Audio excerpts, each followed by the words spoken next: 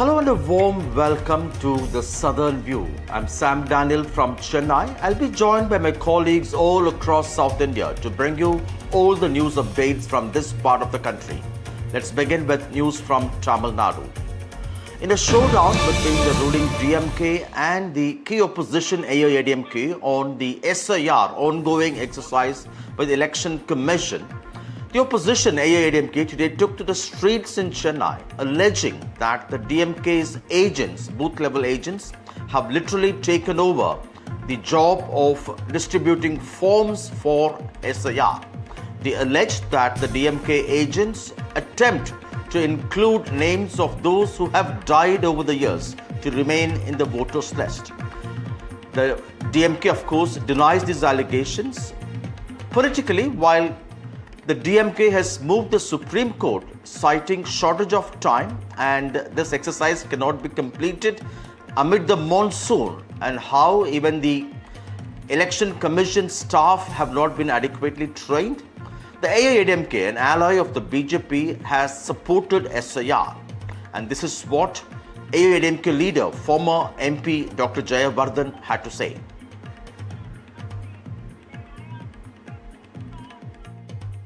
What is happening in Tamil Nadu is that the booth level agents are going and making sure that the booth level officers are forced in such a way that they are there in a common place, in a temples, in community halls, where all of them, the voters, all of them are asked to come and make sure that the remuneration is done there.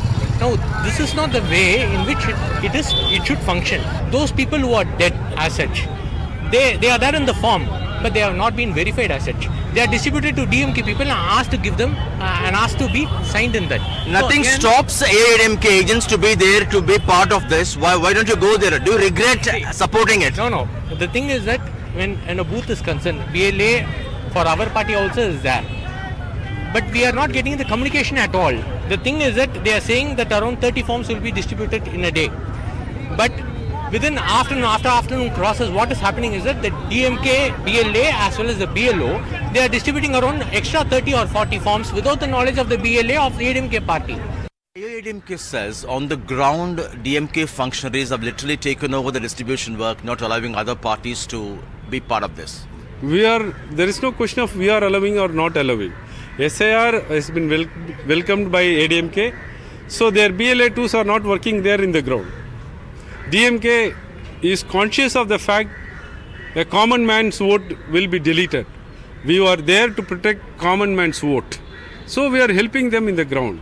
If you are interested in democracy, please go to the ground, go to the public and help them in filling up these enumeration forms. In a significant legal development, the Constitution Bench of the Supreme Court today gave its opinion on the earlier Supreme Court judgment that had given a timeline of 3 months for the governor and the president to dispose bills passed by the state assemblies. Today, the Supreme Court gave its opinion saying that the court cannot impose a timeline, be it to the governor or the president. And the earlier Supreme Court ruling that it deemed to have granted assent to 10 bills the Tamil Nadu governor had inordinately delayed and wrongfully referred to the president is something the court has ruled or given its opinion, calling it alien to the Constitution. But significantly, the court has held that the governor has to immediately or quickly dispose bills after assemblies pass, and the governor can either grant assent or send it back with a reason or refer to the president. And the ruling DMK has called it not a setback, but certainly a question continues to emerge. What if governors, particularly as alleged by opposition ruled states, governors decide to hold bills passed by state assemblies inordinately pending? What defines delay? That's something the Supreme Court has not referred or clarified, although earlier the court had given a clear timeline. The background, the Tamil Nadu governor had kept bills pending for a long time, one at least for 3 years, which had forced the ruling DMK to move the Supreme Court asking for a timeline for governors across India, alleging that particularly in opposition ruled states, the central government uses governors as a political tool to create obstacles, undermining duly elected governments, undermining the spirit of federalism. Today, the court also had upheld the view that the legislative will of the elected governments and the assemblies cannot be thwarted by governors. And this is what lawyers have to say. And after that, we'll also listen to DMK spokesperson TKS Ilangovan. Power under Article 200 and 201 of the Constitution of India is a discretionary power, and the governor is not bound by the advice of the Council of Ministers in the matter of taking decision on a bill. Suppose governor வந்து அந்த பில்லை withhold பண்றாங்கன்னா உடனே அந்த consultative process with the state government அவங்க start பண்ணணும் to come to a logical conclusion. அந்த வந்து ரொம்ப ப்ரொலாங் பண்ணக்கூடாது அப்படின்னு அவங்க சொல்லியிருக்காங்க. ஒரு ரீசனபிள் டைம்ல அந்த கன்சல்டேட்டிவ் ப்ராசஸ் வந்து நம்ம முடிக்கணும் கவர்னர் அப்படின்னு அவங்க வந்து சொல்லியிருக்காங்க. It is not a setback. It is the limit of the Supreme Court that they are mentioning. But what is the duty of the governor? Is he an autocrat? Is he a king? Can he violate the popular verdict in a democracy? Right. Can he say that a bill passed by the state legislature, which was elected by the people of Tamil Nadu, can be withheld without any time ban? So what happens to the 10 bills which were deemed to have been granted assent by the Supreme Court's power earlier, now will come back to the governor? It will come back to the governor, and the governor has to immediately give consent to it. Long term, what do you think could be the impact of this? Long time, in any state, the governor will not keep the bill pending. But no timeline. What defines inordinate delay? Timeline is different. But if he is a democrat, if he has faith in democracy, if he feels that he was appointed, Right. I was not elected, I am appointed, I have to do certain duties, he will do the duties. Is it clarity or ambiguity? It will be interesting to watch when those 10 bills the Supreme Court had earlier granted assent using its powers come back to the governor's table. But that's all from Tamil Nadu. Now let's go over to my colleague Deepak Bopanna in neighboring Karnataka for all the stories from his state. Deepak? Well, thank you, Sam. And here in Karnataka, of course, as far as the leadership change is concerned, it seems like today is the day where things will continue, or rather will heat up. The reason why I say this is because 2.5 years exactly completes today. Chief Minister Siddaramaiah, of course, has been occupying the position of the Chief Minister. There has been a lot of speculation that after the 2.5-year mark, there is going to be a change of Chief Minister, and this was an agreement that the High Command and the two leaders, D.K. Shivakumar and Siddaramaiah, reached upon when the oath taking happened in 2023. But at this juncture, we're not, of course, looking at any such development. But as far as politics around it is concerned, it continues unabated. From several legislators wanting to be inducted in a cabinet, a reshuffle is something that they're hoping for. On the other hand, to Mr. D.K. Shivakumar going on to say that, well, no position is permanent and he's willing to relinquish the post of, the KPCC chief, which he's held for over 5.5 years, to now the BJP is saying all this is going to lead to the government collapsing. The politics around the leadership change in Karnataka continues unabated. Let's listen in firstly to the reactions that are coming in. So, Mr. D.K. Shivakumar yesterday, while speaking at the Congress office, has said that no position is permanent, and even speaking about his own position as KPCC president, where he'll have to relinquish it someday. How do you really look at this kind of statement coming in? D.K. Shivakumar frustratedly is saying these words. Yesterday in the Congress party meeting, he said, I work hard, but somebody taken the CM position. That statement in front of Siddaramaiah only he told. There is no value for hard work in the Congress party. Today his brother D.K. Suresh told Siddaramaiah have to follow the 2.5 year agreement. I think Siddaramaiah will follow. Every day in the news, power share. Now this is certified by the D.K. Shivakumar and his brother. They told media also, power share. Why not? Why not Siddaramaiah is arrogant? If anything happens, power sharing, let us speak with the public. Yes, I given a word. Or, no, I have not given the word. That you have to say to the public.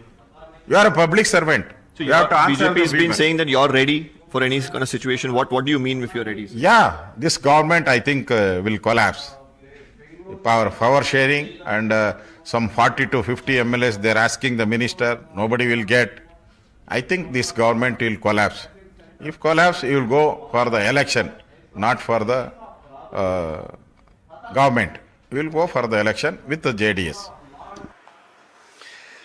Well, meanwhile in Karnataka, there's been a dramatic money heist that has taken place yesterday in Bengaluru.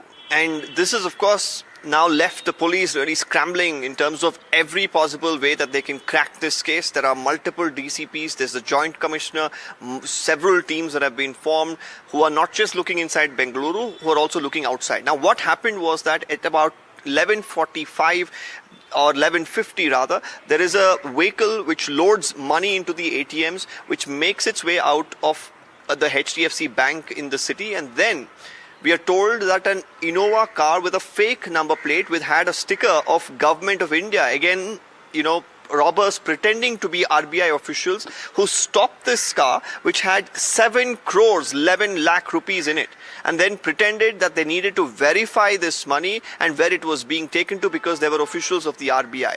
Now, in the FIR, the people who were inside this ATM cash loading van claim that they were made to stand there and sit inside another car on gunpoint, and then eventually the robbers make away with this cash, leaving the van behind on top of a flyover in Bengaluru.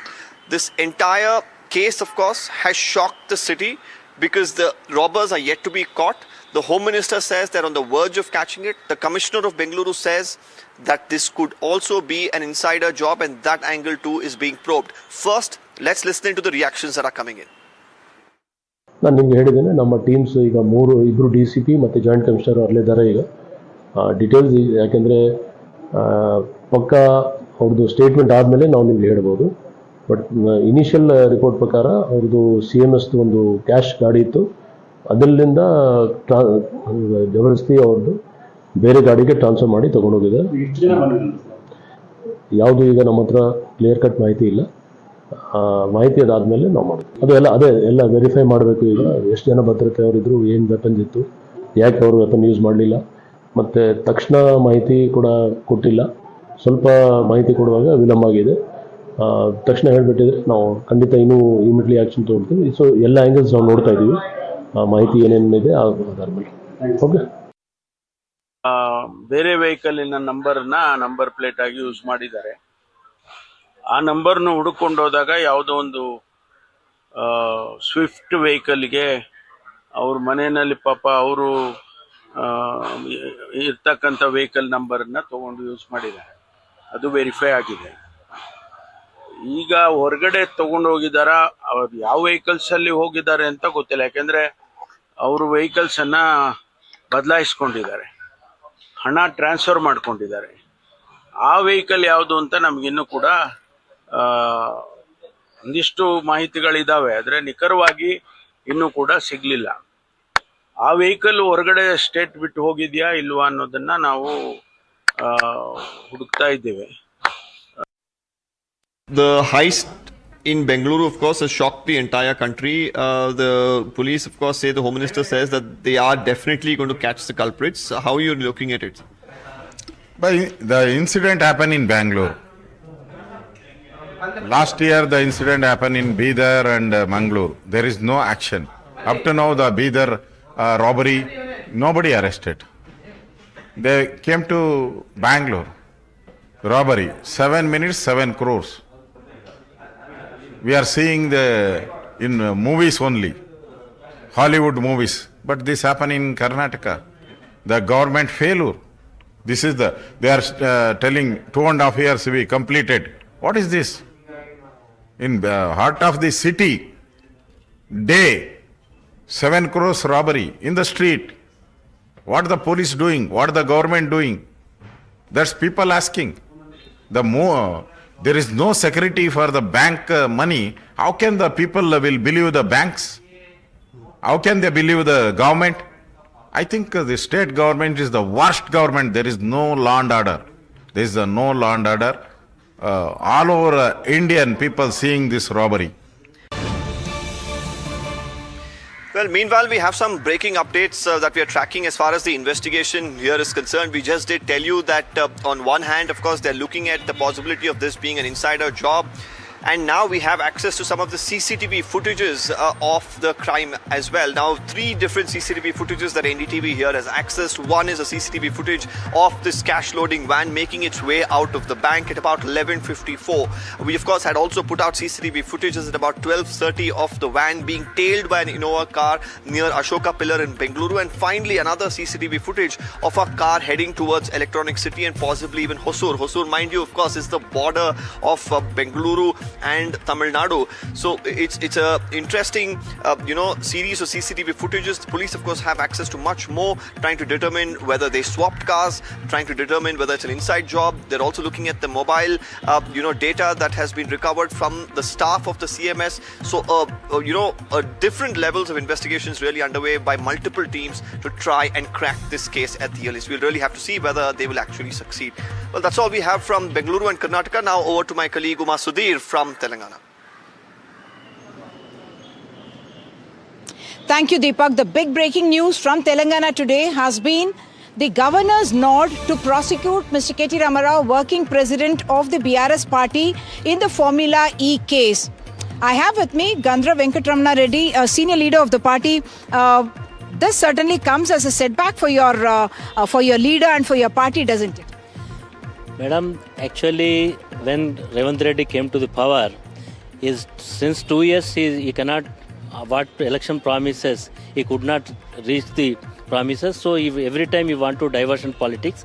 So recently, governor's permission is today, but K.T. Ramarao has appeared before the ACB court, ACB office 2-3 times, and whatever they are asking, all the information he has given. But Revanth Reddy's intention is that he went to the jail. So I want to send Mr. K.T. Ramarao into jail. So his government is not performing, not good. So all this doing activities already, not only this, even Kaleshwaram projects, power purchase agreements, everything is putting the inquiries, but nothing will happen. We got confidence. K.T. Ramarao has not done any mistake. He want to upgrade the Hyderabad image. He has taken a decision. Recently, his Congress government also conducted the Miss World competition. Anything came to the Hyderabad image is gone. Hyderabad image down because this misbehaving with the Miss World competence. So this happened. Only K.T. Ramarao's image is going on like anything. Yesterday he went to the Adilabad district farmers, those who are facing the cotton farmers. So his image is going on very fast. Alternate after parliament election, only alternate Congress and BJP. Now, recently one election was held in Jubilee Hills. We got 37, 38%, 39% votes. So people are thinking next alternate is BRS, next KCR. So we want to control our image. That's all. Thank you so much. But what the leader is not telling us is that, yes, while he has already appeared physically before the Anti-Corruption Bureau, what will now happen is that a charge sheet will be filed against Mr. K.T. Ramarao in this particular case. There is also the permission of the DOPT, which is the Department of Personnel and Training, to be got for prosecution of the other senior IAS officer who has been named in this particular case, Mr. Arvind Kumar, who was working with Mr. K.T. Ramarao when he was the Municipal Administration Minister, and his name has also come up. And of course, HMDA official Mr. B.N. Reddy as well has been named as accused in this particular case. The case involves about 55.88 crore rupees, and the allegation is that as a quid pro quo, the BRS party had got more than 45 crore rupees from a corporate, and that is an allegation that K.T. Ramarao has denied, and he says that he had done whatever he did in order to enhance the image of the city of Hyderabad. Today was also a day when in the city of Hyderabad, former Andhra Pradesh Chief Minister Jagan Mohan Reddy appeared. I am joined by my colleague Ashish Pandey. Ashish, you are in Andhra Pradesh. What has been the reaction from Andhra Pradesh for the former Chief Minister now coming and actually appearing before a special CBI court here? Because when he was Chief Minister for the last 6 years, he has not appeared before the court, at least physically. You're absolutely right, Uma. In fact, Y. Jagan Mohan Reddy, when he was in power in Andhra Pradesh as Chief Minister, he never appeared in front of CBI Special Court in Hyderabad. Remember, CBI as well as ED and IT, all three agencies are investigating Y. Jagan Mohan Reddy in his alleged DA case, and this case is first registered in 2009, and then since onward this case is ongoing, and now the case is under trial process. But this time, while Jagan Mohan Reddy approached last month, in fact, he approached a special CBI court seeking exemption, seeking permission to go to abroad. He was granted.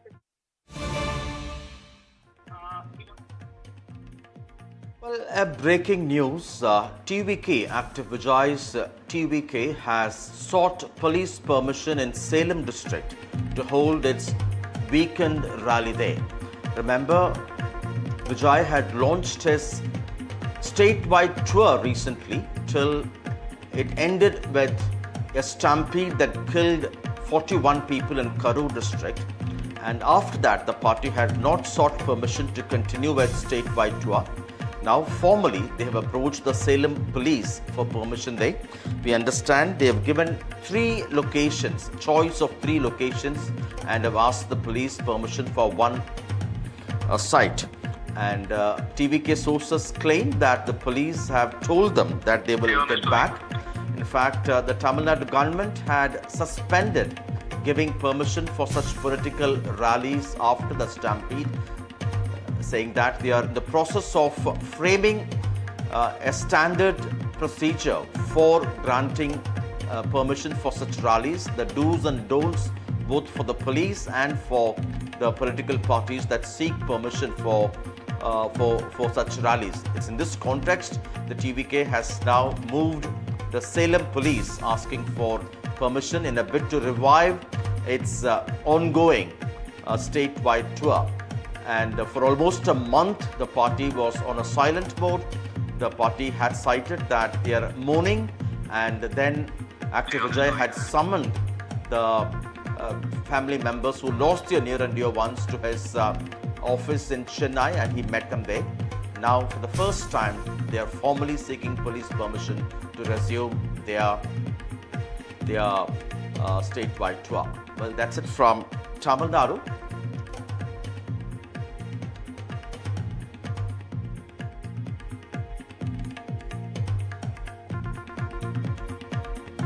And in fact, so far, we understand that local functionaries in TVK have also spoken to the media in Salem district. And this is very, very important because Vijay had a few months ago launched this program to meet his party cadre only during the weekends to make sure that youngsters who constitute a bulk of his following would be able to attend his rallies. And things went horribly wrong in Karur, where 41 people had died in a stampede while Vijay was addressing it. And it's in this context, this particular development becomes very, very important.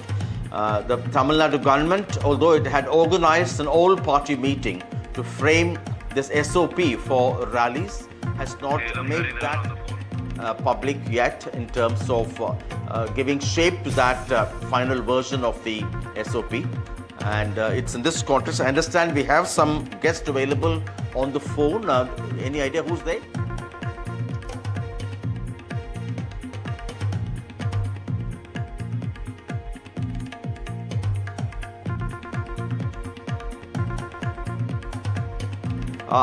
This meeting, the TVK has asked for police permission to hold its rally in Salem. How does the ruling DMK look at this? And the state government is yet to come up with SOP. See, anyone, right, can start a political party. It's a democratic country. And anyone who wants to participate in the process of democracy by starting a party can organize rallies or can organize political events, whatever they want to meet their constituents. So we can't deny the right to anyone. But you know what happened in the case of Vijay, when we had been asking him to follow certain norms, certain decorums, to be responsible, he failed to be. Even then, my party said, we can't deny permission to anyone, but we can give them guidelines. But he digressed from the guidelines, and that is why the stampede happened. I think it's a long debate which we've had. But the pertinent point here to notice, okay, he has sought permission. It will be evaluated by merit, and then the institutions will tell how the rally can happen. If the rally can happen, how it can happen, what are the conditions, and if permission is given, and then if they follow the conditions imposed by police, and I think there's no problem. But the problem happens when Vijay and TVK does not follow the SOP and the conditions laid out. That's a problem. Right, so, in regard to, of course, what TVK is really saying at this point in time is that actor-turned politician is very emotional from what happened. He's deeply stressed and unhappy as to what really unfolded at the rally. What are the, protocols that, one would ensure are followed this time around if the permission is granted? See, I think it's very funny because after the incident happened, he says he feels sad. But his sadness is sufficient. 41 lives have been lost. Some of them under the age of 5, some of them less than 17. The sole breadwinning member of the family has died. So some of these families would never be the same again. All happened because of his irresponsibility. To say that I feel sadness and remorse, it doesn't mean anything, right? Anyone can be sad or remorseful, but why did it happen? And as I said, the conditions should be evaluated by the competent authority, which is the police in this case, and then they will lay out the conditions. I am not qualified enough to say what those conditions would be, if you get what I mean. Right? It will be based on, I think already the state has come up with the draft SOP, it's in discussions on. I think based on that, and then, of course, what happened in the past, based on that, the decision will be taken, and if permission is granted, the condition will be laid out. Right, of course, TVK there, saying that they are going to make all necessary arrangements that are required as soon as the leadership gives that green signal, gives that go-ahead. But, sir, there have to be certain assurances that have to be made because, of course, we saw the tragedy that unfolded. 27,000 people had landed up at an event that was, fit not to accommodate such people. See, so political rallies has been happening in Tamil Nadu for decades. Even in the last 4.5 years, after parties come to power, ADMK, DMK, BJP, they were all organized political rallies. And no untoward incident has happened. Why? It's simply because all these parties have cadres, and the cadres have, let's say, zonal secretaries. They are made in charge to manage maybe some 1,000 people each. So one zonal secretary is made in charge to manage about 1,000 people.